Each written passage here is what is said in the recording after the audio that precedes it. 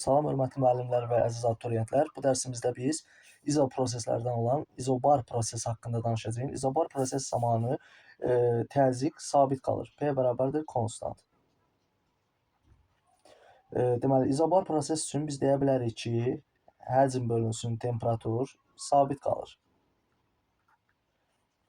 Buradan da göründüyü kimi V1 bölünsün V2 bərabərdir T1 bölünsün T2 yaza bilərik.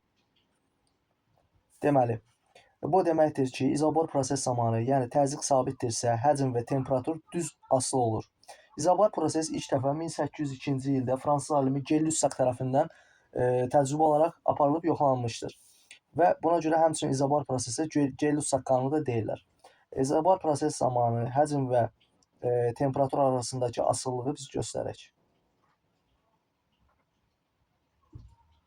Deməli, təzyiq əgər sabitdirsə, həcm və temperatur arasındakı asılılıq düz olacaq. Baxın, P bərabərdir konstant. P1 desək əgər, ona da P2 deyə bilərik. P2 bərabərdir konstant.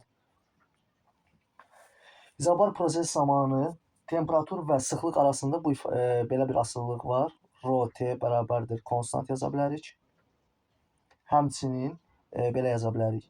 Rho1 bölünsün Rho2 bərabərdir T2 bölünsün T1.